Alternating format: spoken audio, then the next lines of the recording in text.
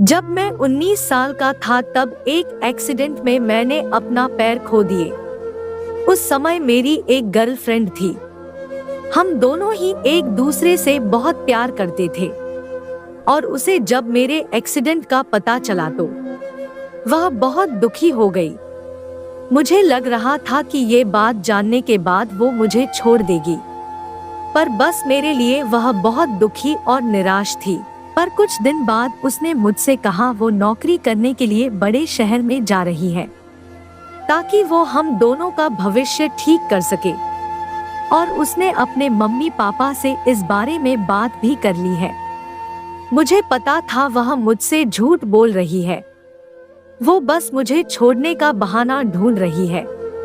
पर मैंने उसे नहीं रोका क्योंकि मुझे लगा कि अपने साथ मैं उसकी जिंदगी क्यों बर्बाद करूं।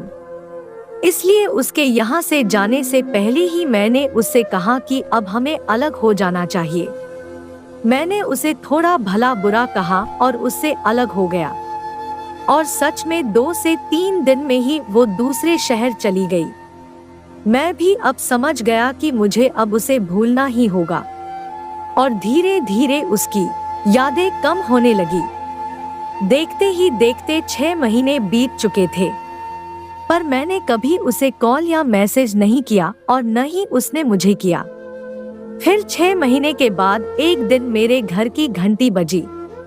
मैं अपनी बैसाखी लेकर उठा और दरवाजा खोलने गया। दरवाजा खोला तो देखा वह मेरे सामने खड़ी थी। मैं कुछ बोल पाता इससे पहले उसने मुझे एक जोर का थप्पड़ मारा। उसके बाद उसने मुझे गले लगाकर कहा, मैं तुमसे अलग नहीं हुई थी, बस तुमसे कुछ समय के लिए दूर गई थी।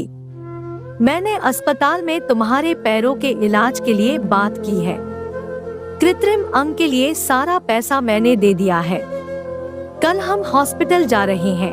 तुम कुछ ही दिनों में फिर से चलने लगोगे, समझे? मैं भावनाओं में इतना बह रहा था कि मेरे मुंह से आवाज ही निकल रही थी। मैं बस उसे कसकर गले लगाया और खूब रोया। आज हम दोनों एक साथ हैं और बहुत खुश हैं। आपको कहानी कैसी लगी आप हमें कमेंट बॉक्स में जरूर बताएं।